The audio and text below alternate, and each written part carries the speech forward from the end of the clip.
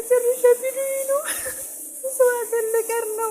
ይህ ቪዲዮ ያያችሁት ወንድሞቼ ዛሬ መጨረሻ ነው። ብሞት እንኳን ቤተሰቦቼን አፈላልጋችሁ ምንም ወቅት እንድጠይቁልኝ። ሰላም አለይኩም ወራህመቱላሂ ወበረካቱ። ጀማዓ እንዴት ናችሁ? ደህና ናችሁ ወይ? ደህና ነኝ አልሐምዱሊላህ። ውዶችዬ በያላችሁ በየዓለም ዛሬ ሰላማችሁ በስተረፍ ይበልልኝ። እንዴት ናችሁ? ደህና ናችሁ? እኔ ደህና ነኝ አልሐምዱሊላህ። መዳም ቀሞችዬ ረመዳን እንዴት ይዟችኋል? አልሐምዱሊላህ ሁሉ ሰላም ነው።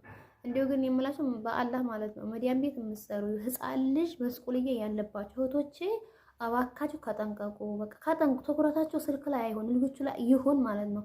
ልጅ መያዝ ማለት ወላሂ ህይወታችሁን እንደመስጠት ማለት ነው ማለት። አንድ ጊዜ የሥራ ብዛት ይሻላል። የኔ ስራ በመብዛት አልሐምዱሊላህ ወደቁብኛል፣ ከሰበሩብኛል። ያንን ስራ ማለት ያረፈች ትሰራላችሁ። ልጅ መያዝ በጣም ከባድ ነው። እናንተ አውቃለሁ ስራው ይደራረብባቸዋል፣ ስራው ይቀራል። ልጅ ስትይዙ ግን ይቅር አንቀርም ነው። ከህይወታችሁ የሚበልጥ ነገር ነው። ስትይዙ ትመጣላችሁ ያጂ ይሄን ላጸዲያ ነው በሉ ማለት ነው። ወላሂ አሁን እህቴ በጣም ነው የምታሳዝነው። እንግዲህ የቻላችሁትን ያህል ሼር አድርጉላት፣ ለሚመለከተው አካል አድርሱላት ማለት ነው። በጣም ተሳዝናለች፣ በጣም ታለቅሳለች። ወላሂ ከባድ ነው ማለት ነው። አረቦች ደግሞ በልጆቻችን ድርድር አያውቁም። ድርድር ክፉ ፊት እንኳን እንድታሳያቸው ከሰር እንድትይባቸው እንኳን አይፈልጉም ማለት ነው ወላሂ። ስለዚህ ልጅ የምትይዙ እህቶች ያለ ይጠብቃችሁ፣ ግን ጥንቃቄ አድርጉ፣ በጣም ጥንቃቄ አድርጉ።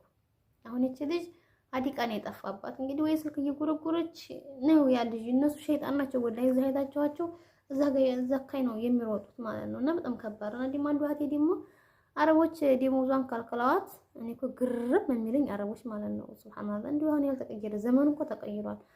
እኔ ሰው ልጅ አሰርቶ ደሞዝ አልሰጠም ማለት ምን ማለት ነው እንዴ? እኛ መቼስ የነሱ ቤት አምሮን አልመጣን፣ የነሱ ግድግዳና ጣራ አምሮን አልመጣን፣ ወይም እነሱ ናፍቀውን አልመጣን። የመጣ ነው ሐላላችንን ሰርተን ከዛቸው ወረንና ሐላላችንን እንሰጡናል፣ ሐቃችንን ማለት ነው። አሁን ላይ ግን በጣም ከባድ ነው ወላሂ። ደሞዝ አምጡ ስትሉ በሪታ፣ ከኢትዮጵያ ስንመጣ በሪታ። እኛ ኢትዮጵያኖች እኮ እንደ ወላሂ ካሰቃየን ስቃችን በዛ ማለት ነው። አንዱ አመት እንደዚህ ደሞዝ ከልክለዋት እያለቀሰች ነው። እሷንም አላህ ይርዳት፣ ለተጨነቀ ሁሉ እንግዲህ አላህ ይርዳው፣ አላህ ይስዓደው። አላህን እመኑ ማለት ሁላችሁም በየሃይማኖታችሁ እመኑ ማለት። አንድ ጊዜ ያመነ የለበትም ሚዲያ ወላሂ። ያችን ራስ ካንሰር ነጣ ሆናለች ማለት ነው። እንኳን ከዝና ማለት ነው። እንግዲህ አንቺንም አላህ ሐላል ገንዘብሽን አያስበላብሽ ኢንሻአላህ። ሼር አድርጉላት። ኮንትራት ስለሆነች ህጋዊ ስለሆነች ያው ኢንሻአላህ ብሯን እንደምትሰጥ እርግጠኛ ነኝ ኢንሻአላህ ቢዝኒላህ ማለት ነው። እና ወላሂ ጭካኔው ከብዷል ውዶችዬ ማለት ነው።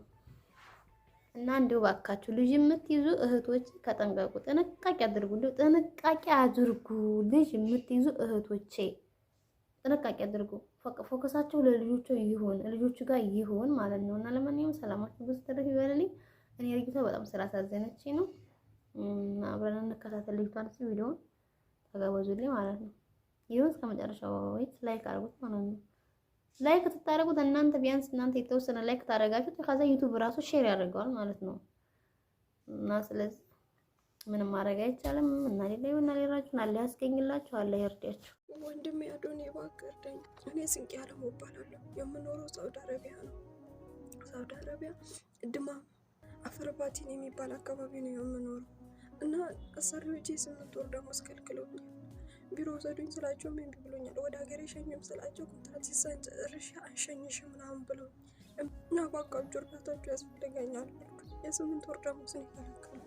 ባካችሁ እኔ ደሃ እናት አለች፣ እናቴን ለመርዳት ነው ግሪፕቶ እኔ አንድ ነገር ማድረግ አልቻልኩም። ባካችሁ